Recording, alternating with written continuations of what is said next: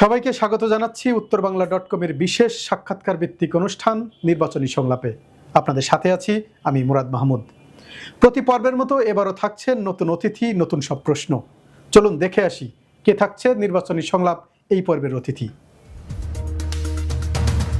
দ্বাদশ জাতীয় সংসদ নির্বাচনে রংপুর সদর আসন থেকে প্রার্থী হয়ে দেশ বিদেশে আলোচনায় ছিলেন তৃতীয় লিঙ্গের আনোয়ারা ইসলাম রানী।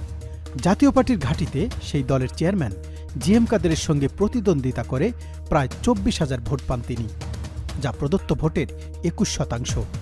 আগামী ত্রয়োদশ জাতীয় সংসদ নির্বাচনেও প্রার্থী হওয়ার ঘোষণা দিয়েছেন তিনি। আমার স্বপ্ন আগামীর বাংলাদেশ হবে জাত পাত ধর্ম বর্ণ লিঙ্গ সহ সকল ধরনের মানুষের জন্য হিংসা ও বৈষম্য মুক্ত একটি দেশ। উত্তর বাংলা .com-এর নির্বাচনী সংলাপে আজকের অতিথি আনোয়ারা ইসলাম রানী।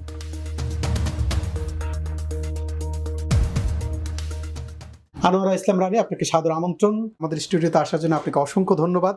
আমরা আগামী নির্বাচন নিয়ে কথা বলবো, তবে তার আগে একটু কথা বলতে চাই গত নির্বাচনে আপনি তো নির্বাচন করেছেন জিএম কাদেরের বিপক্ষে। সেই নির্বাচনে আপনার অভিজ্ঞতাটা কেমন ছিল যদি বলতেন।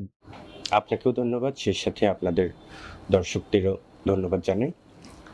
আমি সর্বপ্রথম কৃতজ্ঞতা প্রকাশ করছি যিনারা আমাকে ভোট দিয়ে আমাকে এত বড় একটা জায়গায় অবস্থান করার সহযোগিতা করেছে তাদের প্রতি, এবং যারা আমাকে সহযোগিতা করেছে, সমর্থন দিয়েছে, ভালোবেসেছে, সকলের প্রতি আমি আমার পক্ষ থেকে কৃতজ্ঞতা প্রকাশ করছি। আমি প্রথমে খারাপ দিক থেকেই বলি।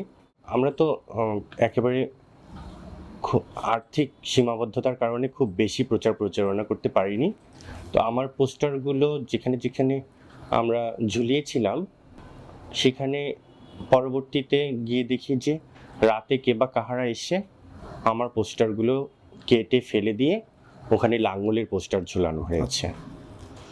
এরপর নির্বাচনের দিন সারাদিন নির্বাচন খুব সুন্দরভাবেই চলল।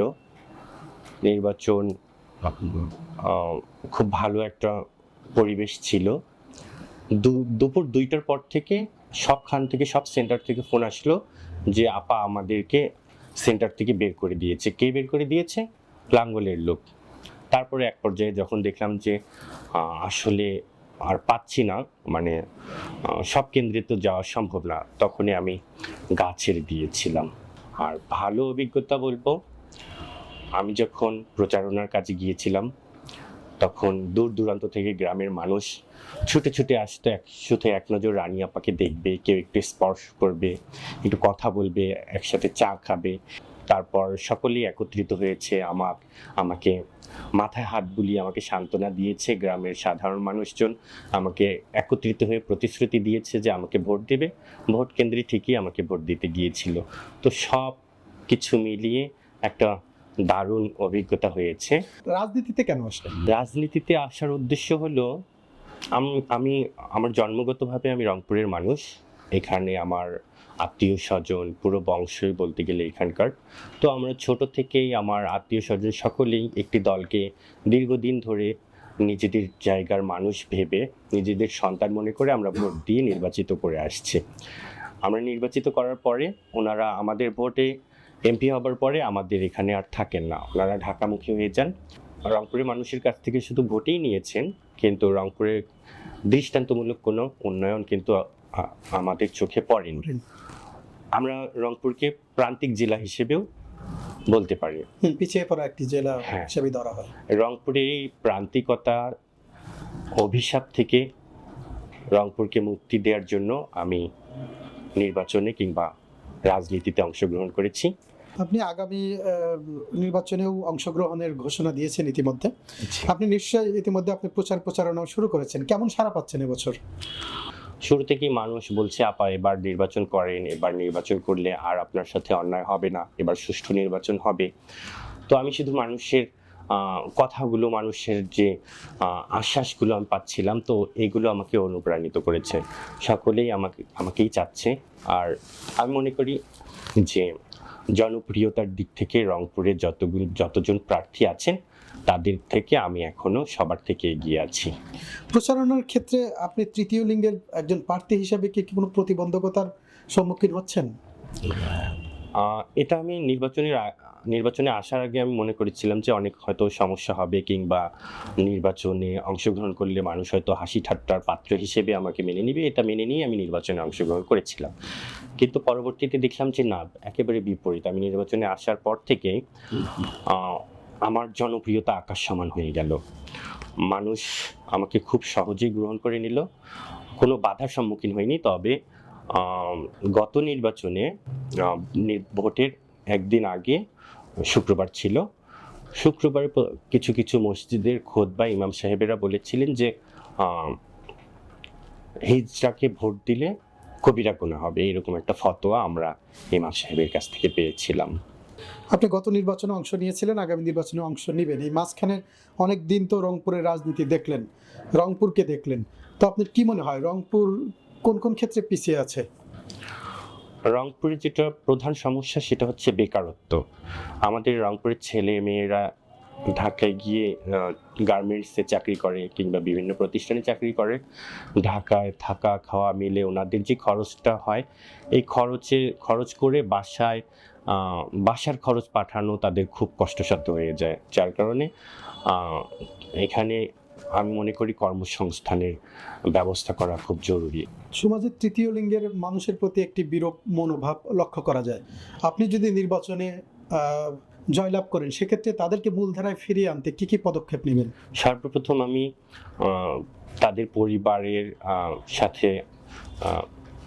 পরিবারের সাথে আলোচনা করব, তাদের পরিবারের সচেতনতা তৈরি করব, যাতে পরিবার থেকে আমাদের জনগোষ্ঠীর মানুষ বিচ্ছিন্ন না হয়, এবং তাদের যারা বিচ্ছিন্ন হয়ে গিয়েছে অলরেডি তাদের শিক্ষা কার্যক্রম, কর্মসংস্থানের সাথে সম্পৃক্ততা, এগুলো অলরেডি আমি শুরু করেছি। আর আমি যদি নির্বাচিত হই তাহলে পরিপূর্ণ সম্পন্ন করবে বলে আমি বিশ্বাস করি। যেহেতু আপনি তৃতীয় লিঙ্গের একজন প্রতিনিধি, তাদের জন্য অবশ্যই করবেন। পাশাপাশি সাধারণ যারা মানুষ, তাদের জন্য আপনার কি কি পরিকল্পনা আছে রংপুরের মানুষের জন্য? যেহেতু রংপুর একটি কৃষিভিত্তিক অঞ্চল, এখানে আমি কৃষিভিত্তিক শিল্প কলকারখানা, বিজ্ঞান ও প্রযুক্তি বিশ্ববিদ্যালয়, কৃষি বিশ্ববিদ্যালয়, এগুলো স্থাপন করব। এগুলো চালু হলে রংপুরে আমাদের কৃষির মধ্যে একটা ব্যাপক বিপ্লব ঘটবে। পাশাপাশি আমাদের বেকারত্ব দূর হবে, কর্মসংস্থানের একটা সুযোগ তৈরি হবে। আপনি তো এখন স্বতন্ত্র প্রার্থী হিসাবে নির্বাচন করেছেন বা ভবিষ্যতেও আগামী নির্বাচনেও করবেন, কিন্তু কোনো রাজনৈতিক দলে যোগদানের কোনো পরিকল্পনা আছে কিনা? ছোট ছোট অনেক রাজনৈতিক দল থেকে আমি প্রস্তাব পেয়েছি, এখন পর্যন্ত গ্রহণ করিনি।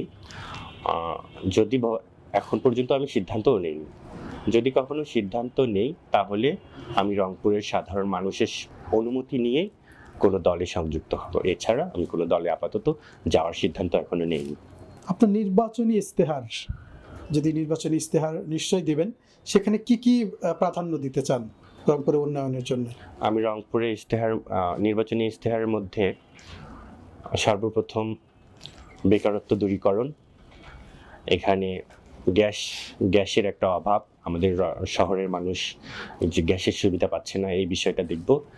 রংপুরে যে একটি খাল আছে শ্যামাসুন্দরী খাল, এটি সুন্দর করে আধুনিক লেকে পরিবর্তন করার চেষ্টা করব। এখন পর্যন্ত যারা নির্বাচনে অংশগ্রহণ করবে, যেসব দল প্রার্থী ঘোষণা করেছে আপনি নিশ্চয় জানেন, তাদের সাথে আপনি কতটা প্রতিদ্বন্দ্বিতা করে উঠতে পারবেন? আমি এর আগেও বললাম, এখনো বলছি, হয়তো সাংগঠনিক শক্তি কিংবা পেশি শক্তি দিয়ে আমি তাদের সাথে পারবো না, কিন্তু জনপ্রিয়তার দিক থেকে আমি সকলের চেয়ে এখনো এগিয়ে আছি। আপনার নির্বাচনী এলাকা রংপুর ৩, এই আসনের ভোটারদের উদ্দেশ্যে যদি আপনাকে কিছু বলতে বলি, তাহলে কি বলবেন? রংপুরের ভোটারদের উদ্দেশ্যে বলবো, আমি আপনাদের প্রতি চিরকৃতজ্ঞ, কেননা আপনারা আমার মতো একজন সাধারণ মানুষকে ভোট দিয়েছেন। আমি নির্বাচিত না হলেও আপনাদের পাশেই থাকব। তবে একটা অনুরোধ করব, আমি যে পরিবর্তন করতে চাই এটার দৃষ্টান্ত অলরেডি আমি স্থাপন করেছি। আমার পূর্বের যে কার্যক্রমগুলো দেখতেই বুঝতে পারবেন। তো সেখান থেকে আমি অনুরোধ করব, আমাকে যদি একবার আপনারা নির্বাচিত করেন তাহলে আমি রংপুরের মানুষের জন্য আমার সর্বস্ব দিয়ে চেষ্টা করব রংপুরকে এই পিছিয়ে পড়া জেলা থেকে নিয়ে এসে একটি আধুনিক রংপুর গড়ে তোলার জন্য আমি সার্বিক চেষ্টা করব। অসংখ্য ধন্যবাদ আমাদেরকে স্টুডিওতে এসে সময় দেওয়ার জন্য। আমরা আপনার সর্বাঙ্গীন মঙ্গল কামনা করছি। আপনাকেও ধন্যবাদ, সেই সাথে আপনার দর্শক শ্রোতাদেরও ধন্যবাদ। সকলেই ভালো থাকবেন, সুস্থ থাকবেন, সুন্দর থাকবেন। দর্শক, আজকের মতো শেষ করতে হচ্ছে নির্বাচনী সংলাপ। দেখা হবে পরের পর্বে নতুন কোনো অতিথির সাথে। সে পর্যন্ত সবাই ভালো থাকুন, সুস্থ থাকুন এবং নিরাপদে থাকুন। আর সর্বশেষ সংবাদ জানতে ভিজিট করুন www.uttorbangla.com।